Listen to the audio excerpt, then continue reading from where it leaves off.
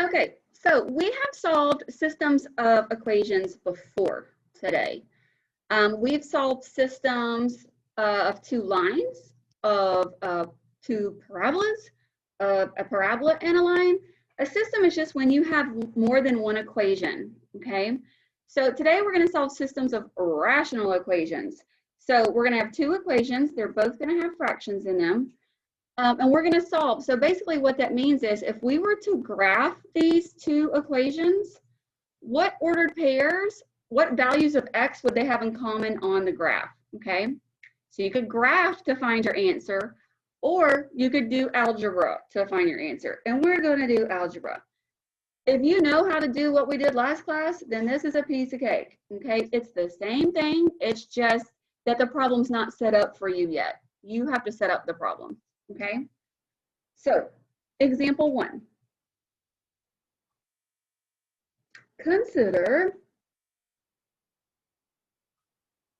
f of x equals 3 divided by 2x minus 5.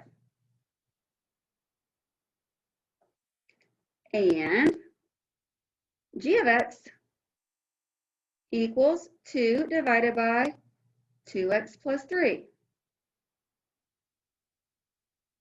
So we've got two functions, function f and function g, two different functions. For what value of x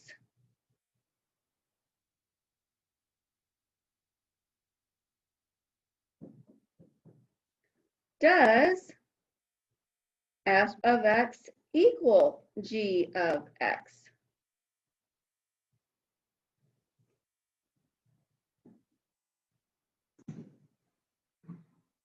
Your pass? I didn't give you a pass, Mila.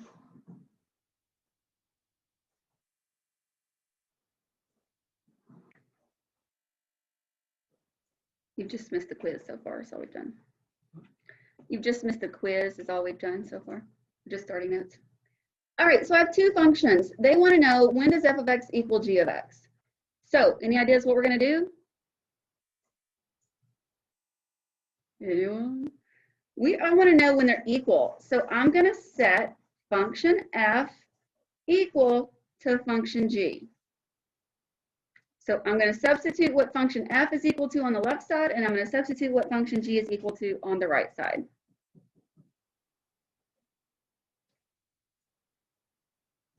So function f was equal to 3 divided by 2x minus 5. And we're going to set that equal to function g, which was 2 divided by 2x plus 3. Now from this point, doesn't that look just like what we just took a quiz over? Isn't that a rational equation? Yeah, we know how to solve this, right? We just took a quiz over it. We know how to do this. It's just was set up differently. It was set up as two different functions, and they wanted us to solve the system. They want to know when they're equal. So from this point forward, we do it just like what we did on solving systems of equations. So first thing you want to do is you want to factor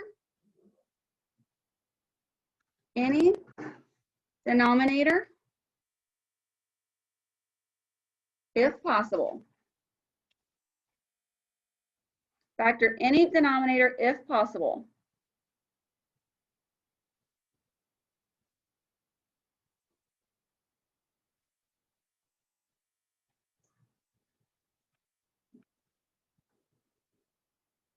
So look at 2x minus 5. That's a linear function, right? We can't do t chart divide and slide because it's not a quadratic.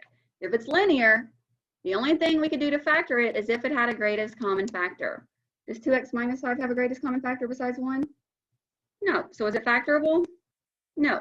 How about 2x plus 3? Can I factor that? No. Awesome.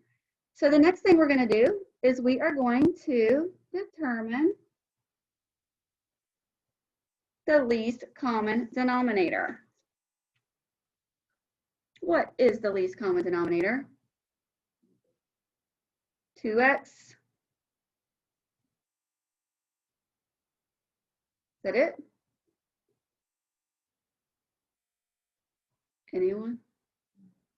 Minus 5 and 2x plus 3.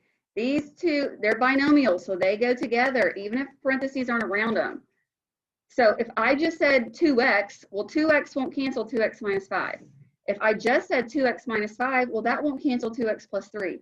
So I need one of each factor, right? So what do I do next?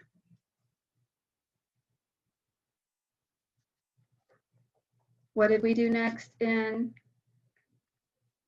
the examples we did yesterday or the last class we had? Right, we're going to multiply each term by the LCD, right? Multiply each term by the LCD.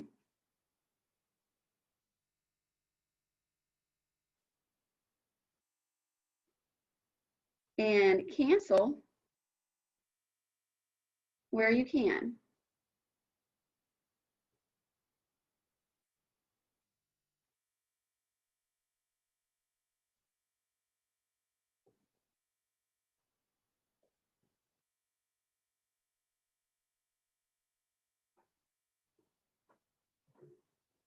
So now on the problems that we did last class, I would rewrite this and space everything out, but we only have 2 fractions and I've got enough room on each side, okay? So I can rewrite it if I want to, or I'm just gonna take my original problem. Notice I use 2 different colors, so it's easy for me to see what was the original problem and how did she change it. But if you're using just all pencil, then it's gonna be, you might want to rewrite it so you can see what the original was compared to what we're doing now.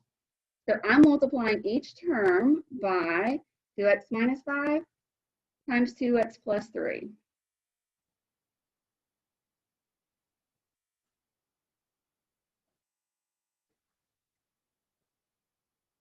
Do we have a question so far?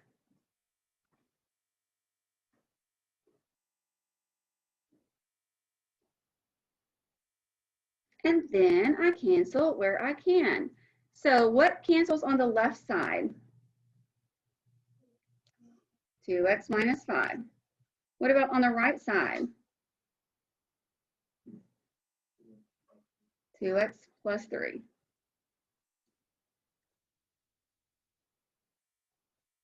Now, just like we did before, I'm going to go basically clean up all of my fractions. All of my denominators should have canceled out. If they didn't, then we didn't find the least common denominator, okay? So next thing I'm going to do is I'm going to clean up each fraction. Basically, I mean, rewrite the factors that are left.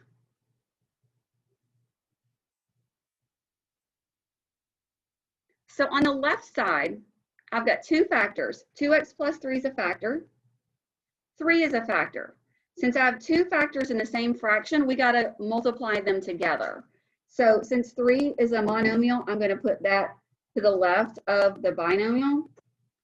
You could put it to the right, but usually when we distribute, it's to the left. I'm going to bring down my equal sign. And on the right side here, again, I have 2 factors left, 2 and 2x minus 5. Say I just had the 2 left, I would bring it down. Say I just had the 2x minus 5 left, I'd bring it down. But I've got 2 factors in the same fraction, just like we did the other day, then we would multiply them together.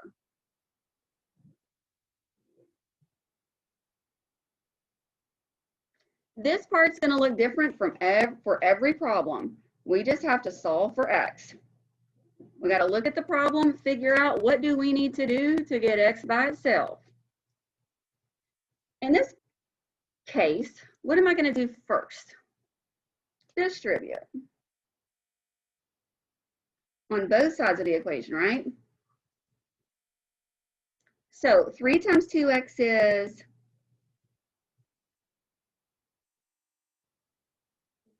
6x. 3 times positive 3 is positive 9. Bring down your equal sign. 2 times 2x is 4x, and 2 times negative 5 is negative 10. Now, at this point, sometimes we're going to have quadratic terms and linear terms and constants. And if we have quadratic terms, we know there's a good chance we're going to have to factor to solve, or quadratic formula to solve, or completing the square. But do we have any quadratic terms? That means 2 degrees. No, we don't. So this is probably going to be easier than having to do all that. We can just solve for x, right? So if we have quadratic terms and linear terms, we want to get everything on one side set equal to 0. If we just have quadratics and constants or linear terms and constants, then we can just solve for x. No biggie. So there's 4 different things I could do here. They're all correct. Me personally, I like to get my x's together on one side and positive if possible. So, well, it's always possible, but, or maybe not always, I guess. So what would I do if that's my goal? Subtract 4x from both sides. So 6x minus 4x is 2x. Bring down positive 9, bring down your equal sign. 4x minus 4x is 0. We say it cancels. Bring down not 10, but negative 10. Now what? I am going to subtract the 9. So we get 2x. 9 minus 9 is 0. Bring down your equal sign. What's negative 10 minus 9? Negative 19. Is that my answer? What do I got to do? Divide by 2. X equals a negative divided by positive is a negative. I can leave it like that, or a lot of people get confused because they're like, I must have done something wrong. The answer is a fraction. The answer can't be a fraction. Can the answer be a fraction? Of course. Is 2 going to 19 evenly? No. So I'm either going to leave it as negative 19 halves, or I could turn it into a mixed number. 2 goes into 19 how many whole times? 9 with what remaining? 1 over 2, or as a decimal, that'd be negative 9.5. I will gladly accept any of those answers. However, we have to make sure that my answer is not a restricted value. Okay? Go back up to the problem where your denominators were factored. In this case, they were already factored. We had a 2x minus 5 and a 2x plus 3. Remember, your restricted value is anything, any value of x that's going to give you 0 in the denominator. It's a little bit more confusing when x has a coefficient other than 1. A lot of y'all are going to want to say 5, but 2 times 5 is 10, and 10 minus 5 is 5. Does 5 give you a 0 in the denominator? No, it doesn't. So if you have one where your coefficient is a number other than 1, just do some quick little math. So set the denominator equal to 0, because I want to know what does x got to be to give me 0. So I'll solve for x. 2x equals 5, divide by 2, x equals 5 halves. So we know one of our restrictions, x cannot equal 5 halves. Because 2 times, oh, I was here. 2 times 5 halves is 5, and 5 minus 5 is 0. Is that going to be the same exemption for 2x plus 3? No. So set 2x plus 3 equal to 0. Subtract 3 from both sides. 2x equals negative 3. Divide by 2, and x equals negative 3 halves. But this is what we're saying x cannot equal, otherwise we'll get 0. Because if x was negative 3 halves, well, 2 times negative 3 halves is negative 3. Negative 3 plus 3 is 0. So was my answer either of the restrictions? No. So I'm good. If it was, then I would have to say that I got an extraneous solution. That's not actually a solution. It's extraneous. Coolio? So very similar to last class, right? Yes, Ms. Rayleigh, very similar. Any questions? All right, example 2. If you came in late from testing, you've got to make up the quiz we took today. You missed that. Consider f of x equals 10 divided by x plus 4, and g of x equals x plus 1 divided by x. Solve the system of equations.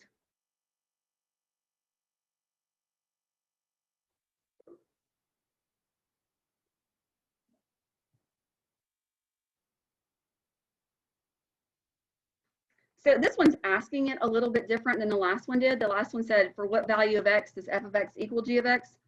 Same thing here. We want to know when these two functions were equal. So we're doing the same thing, okay?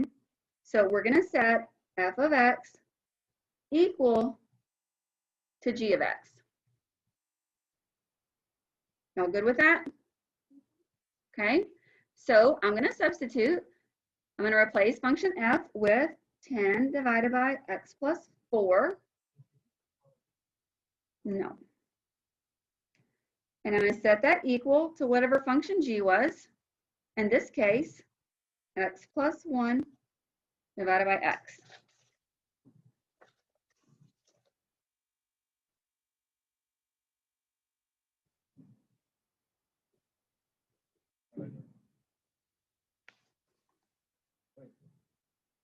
No.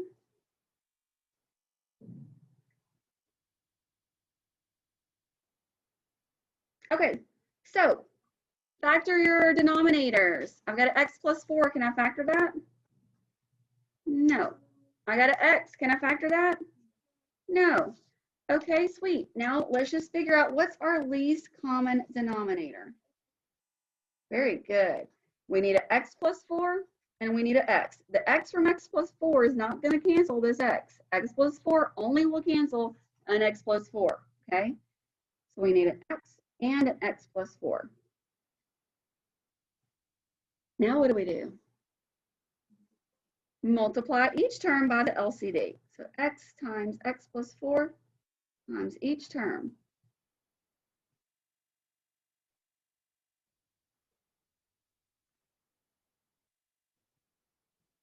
And then we're going to cancel or reduce. So what cancels on the left side? Just the x plus 4s. What about on the right side? Just the x. Yes. So I'm going to write it separately so when people look at their notes, they're not confused. In that first fraction, I've got two factors left. I've got an x and I've got a 10. So if you have two things left in the same fraction, you're going to multiply them together. I know I can do it in my head, but I'm trying to show my steps. On the right side, I have two factors left. I've got an x plus 1 and an x plus 4. So I would multiply them together.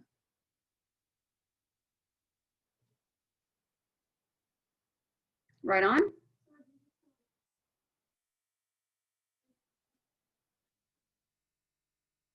Here.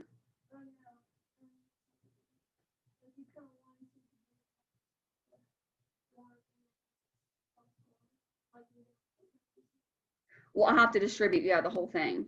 Like I got to distribute the x to both terms in the second set of parentheses and the 1. On the left side, what's x times 10? 10x. Equals, yeah, on the right side, a binomial times a binomial, we're going to have to distribute every term in the first set of parentheses to every term in the second set. So what's x times x? X squared. What's x times positive 4? Positive 4x. Now we got to distribute the 1. 1 times x is x. 1 times 4 is 4. Now remember, this part's going to look different for every problem. You just have to look at it and see what can I do to this problem to solve. Thank you, sir. What would you do at this step for this problem? Say it again. Combine like terms. Is there anything to combine on the left side? No. On the right side, does x squared combine with anything? No. Does 4x combine with anything? What is 4x plus x? 5x. And that's positive, right? Does 4 combine with anything? Okay. Now, am I going to be able to just get x on one side and my numbers on the other? Just solve quick and easy like I did in the last one? No, because I've got a quadratic term, and I actually have two linear terms, but I'll get those together, right? So I can't just get x on one side and my numbers on the other. I've got a quadratic term and a linear term. I can't do that. So when that happens, I want to get everything set equal to 0. So would it be easier to move 10x over to the right or to move all these three terms over to the left? Yeah, move the 10x. And because my first term is x squared and we want it to stay positive, it's already positive. So let's keep it all over there. So yeah, I'm going to subtract 10x from both sides. Doesn't matter if 0's on the left or the right. That doesn't matter. So 0 equals x squared, what? 5x minus 10x is negative 5x.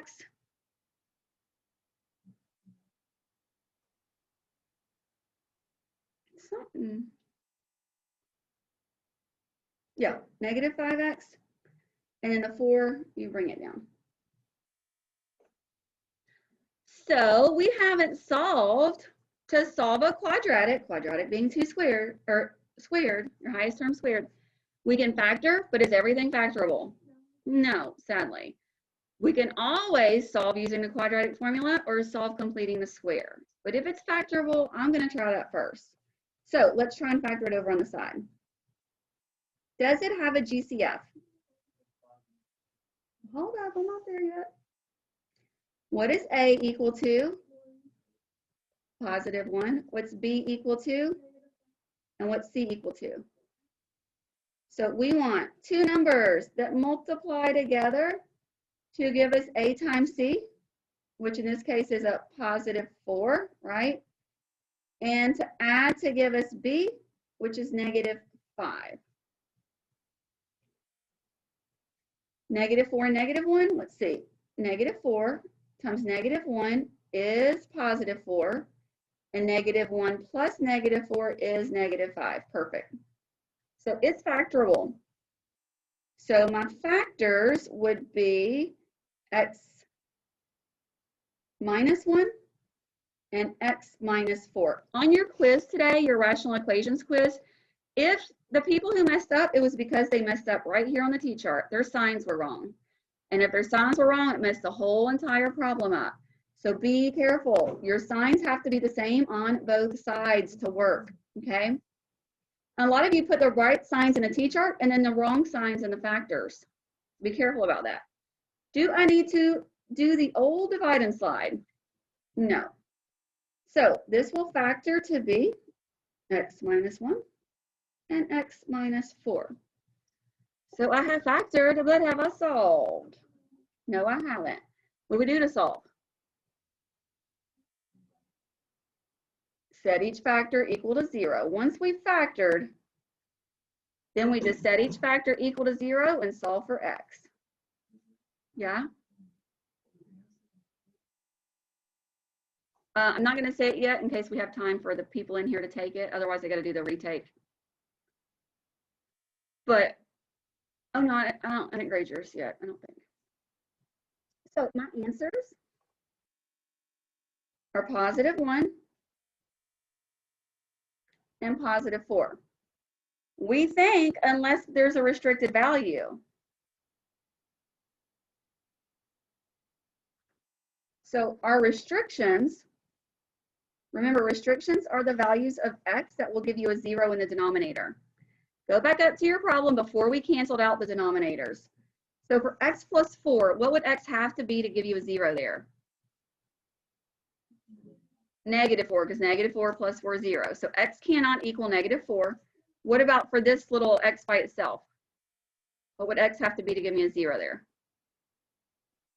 There's 0, right? It's my only option. If I plug in any other number besides 0, it's not going to be 0.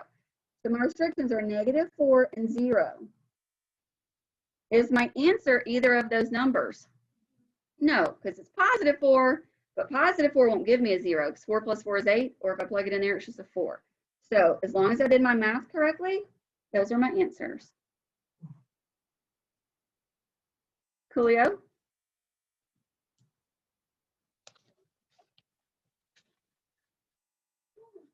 Right.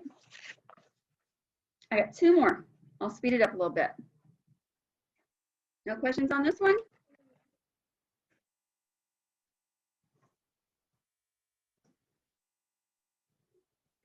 Consider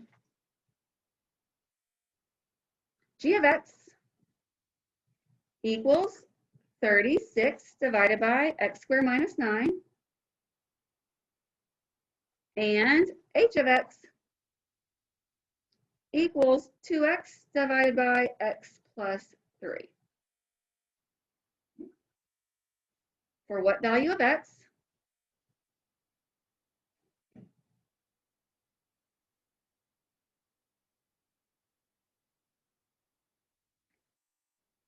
Does g of x equal h of x?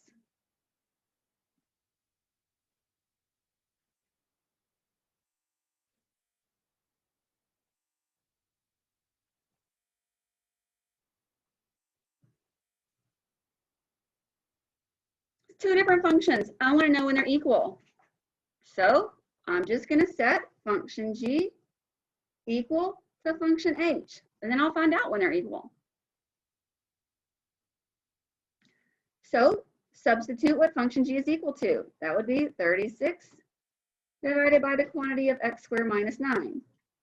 Set that equal to what function h is equal to. 2x divided by x plus 3.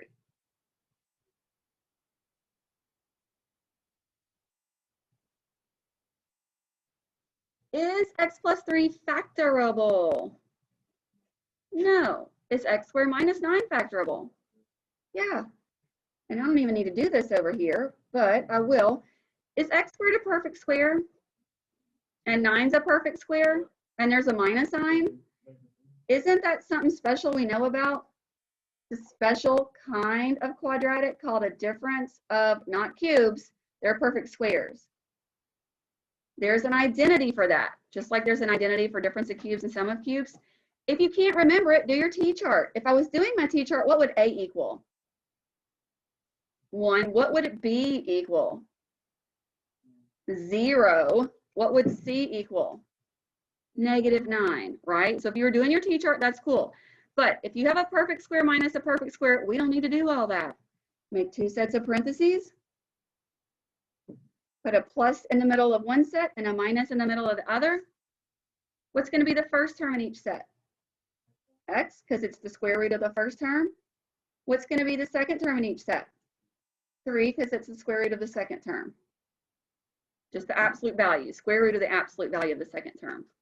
So I'm going to rewrite this, and I'm going to rewrite x squared minus 9 as x plus 3 times x minus 3.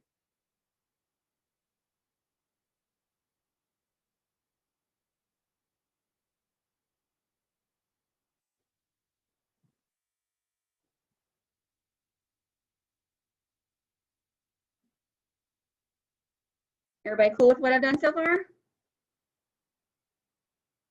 All right, least common denominator. Give me one factor of my LCD. X plus 3. Give me another factor. Now, do I need to say x plus 3 2 times because I've got 2 x plus 3s? No. Unless, if I had 2 x plus 3s in the same fraction, then I would have, my least common denominator would have to have 2 x plus 3s. Because if I had 2 x plus 3s in the same fraction and my LCD only had 1, then only one of the x plus 3s would cancel. But as long as the x plus 3s are in different fractions only one time, then I only need to list it one time. Okay, does that make sense? All right, so now I'll multiply each term by the LCD.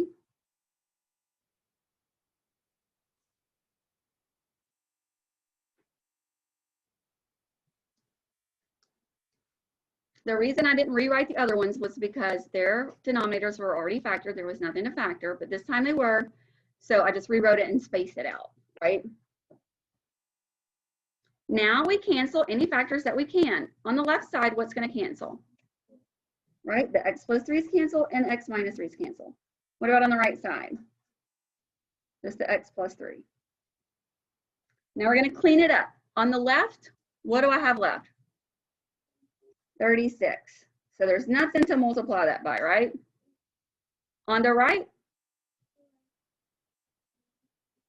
Right, 2 factors left, so I got to multiply them together. I'm going to put that monomial is one term, to the left of the binomial. So again, at this point, it's different for every problem. You just got to look at it and say, what can I do to get x by itself? What are we going to do on this one? Distribute, because I got to get rid of the parentheses. What is 2x times x? 2x squared. What's 2x times -3? -6x. Is this going to be one of those problems that I can just get x on one side and the numbers on the other? But then I got to have the 6x on the other side, right? So I can't just solve for x super easy.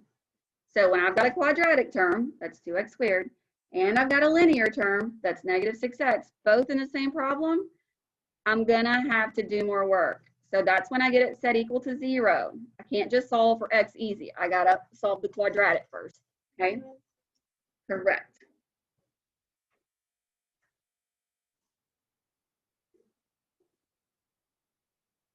So 36 minus 36 is 0.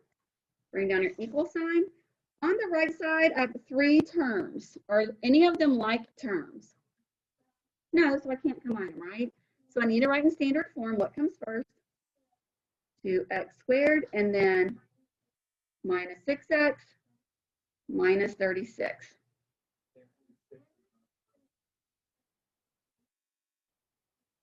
Yes. But, so we have a quadratic, right? We have to solve it. Where the directions were to solve. We want to know what x is equal to. So a quadratic, to solve it, I can try to factor. Everything's not factorable though. Or I can do quadratic formula or completing the square. But I think I can factor.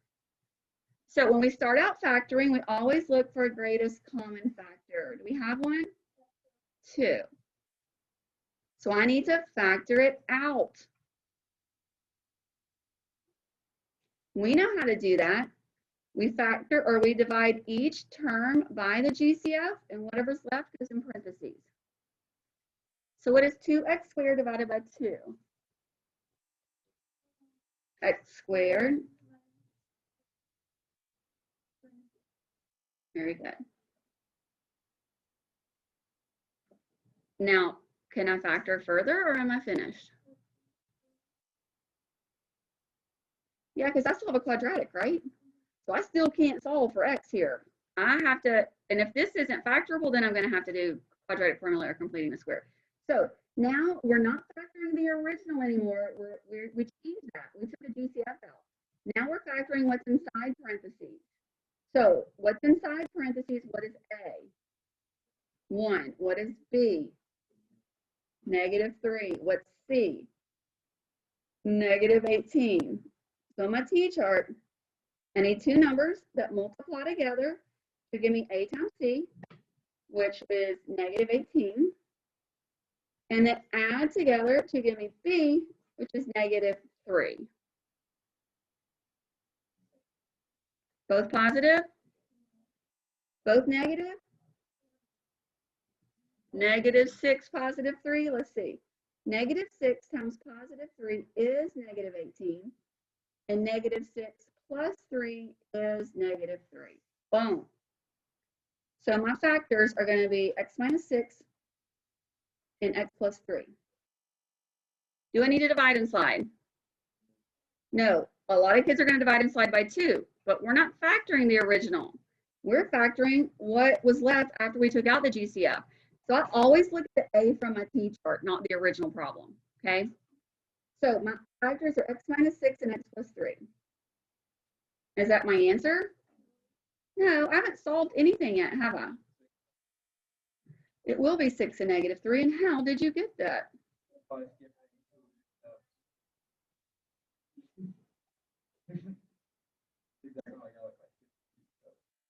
Well, good job.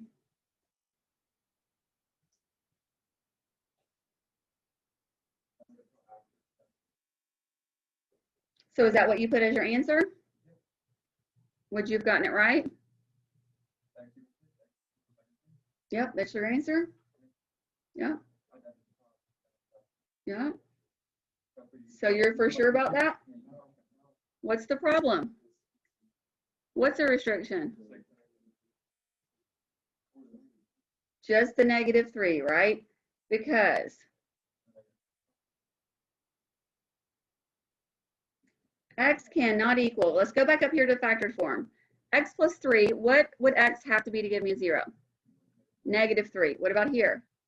+3. What about here? So x cannot equal positive or -3. Does either of my answers equal negative or +3? Yeah. So if you told me x equals -3 is an answer, no, no, no, no, it's not. You can only tell me that 6 is your answer. -3 will give you an extraneous solution. It's not a solution. Yes, mathematically it worked out, but when you go check your answer and substitute -3 back into the problem, you're going to end up with a 0 in the denominator, and you can't have that. Can't happen. So if you give me both of those, now if this was a quiz and you got all that, would I be like, nope, whole problem's wrong? No, it would not. However, you would not get 100% because technically your problem's wrong, right? You have to remember to check for the restrictions. Coolio? All right, one more and then I am not going to give you practice problems today.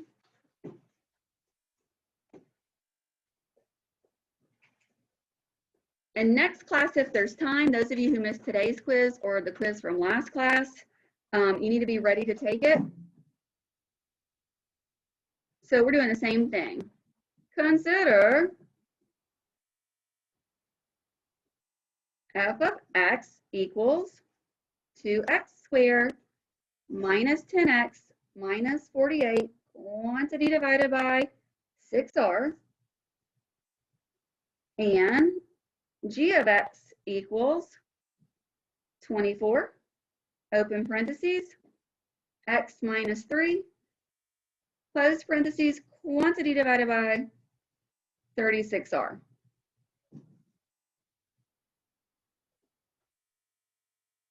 For what value?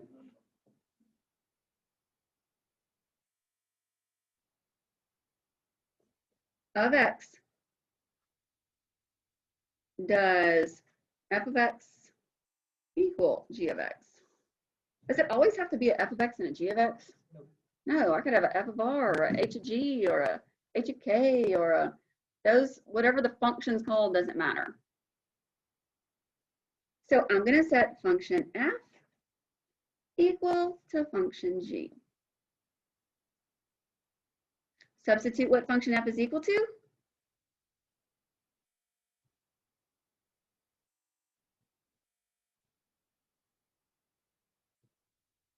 Set that equal to what function g is equal to.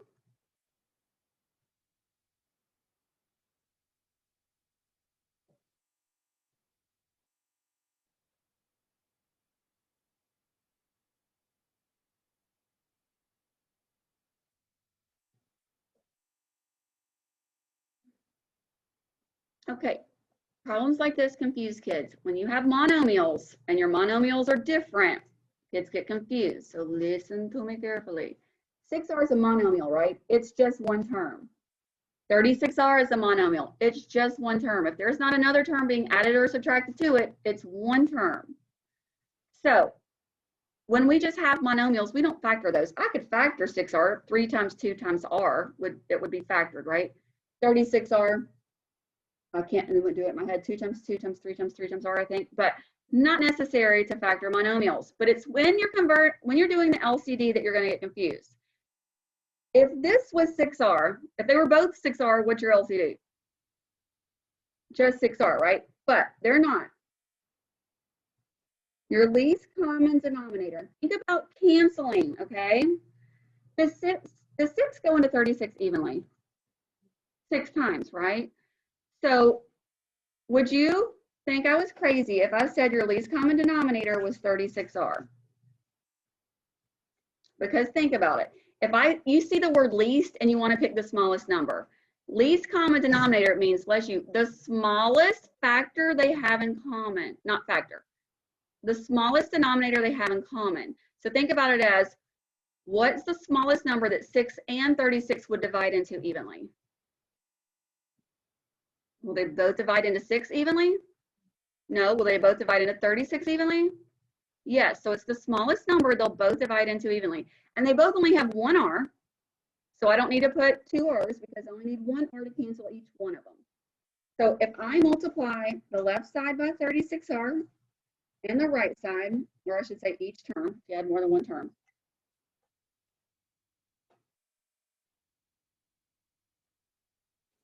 now, you know how we cancel like fractions or factors? Well, when I have a monomial and a monomial, it's not all or nothing. Like an x plus 2 can only cancel with x plus 2, right? But if you have a monomial, just reduce within the fraction. So on the right side, that's easy. 36R and 36R cancel each other out. Would you agree? But on the left side, think about it like this. 36R divided by 6R. Well, what's 36 divided by 6? And what's R divided by R? 1. So 6 times 1 is just 6, right? So 6R divided into 36R is 6. That's all I did. 36R divided by 6R is 6. So isn't the denominator's a 1, right? 6R goes into 6R once, 6R goes into 36R 6 times. So are all of my denominators canceled? Yeah, let's write what we have left.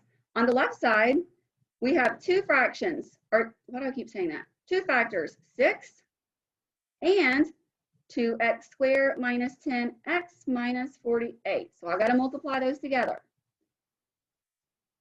Equals, I've got 2 factors, 24 and x minus 3. What time Summerlin bell ring? 10:07? 6? All right, so I'm gonna speed this up. Do not start packing up. Let me speed up. I'm gonna distribute. So I get 12x squared minus 60x. Y'all tell me if I make a mistake, please. And 6 times negative 48 is negative 288 equals, on the right side I distribute 24x minus 72. I can see that I have quadratic terms and linear terms. So I'm going to need to get this at x equal to 0. So I'm going to move the 24x to the left by subtracting it, and I'm going to put it under its like term. And I'm short on time, so I'm going to do this all at the same time. I'm going to move the negative 72 by adding it and putting it under its like term. So on the right side, everything cancels, so we only have a 0. On the left side, I have 12x squared has no like terms. Negative 60x minus 24x would be negative 84x. And negative 288 plus 72 is negative 216. And that's a quadratic. To solve it, factoring or quadratic formula or completing the square. I'm going to take it over here. I'm going to factor it quick. There is a GCF. Anybody know what it is? 12. Nice. So 12 goes outside parentheses.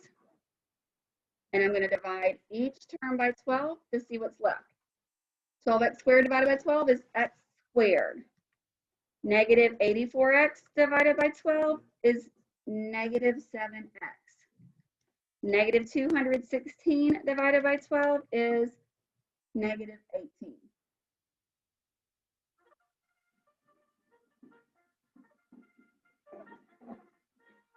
If you're not leaving at the Summerlin bell, do not pack up. So A is 1, B is negative 7, C is 18. I'm getting those from what was left inside the parentheses. So we would need two numbers that multiply together to give us positive 18 and that add to give us negative 7. Oh, it is. Thank you. 18 should be negative, so that's multiply to get negative 18 and negative 7. If you wouldn't have told me that, I would have made a mistake. The answer would have been wrong, right? So be careful about that. Any ideas? Okay. Negative 9 times positive 2 is negative 18. Negative 9 plus 2 is negative 7. Perfect. So I would get x minus 9 and x plus 2. And I'm just now realizing I made a mistake on the last one. I forgot the GCF. I mean, the answer was the same, but what I need to divide and slide? No.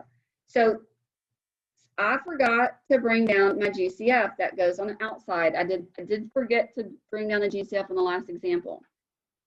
So technically my factors are 12 times x minus 9 times x plus 2. And the last one, remember I took out that 2 and I did not list it as part of my factors.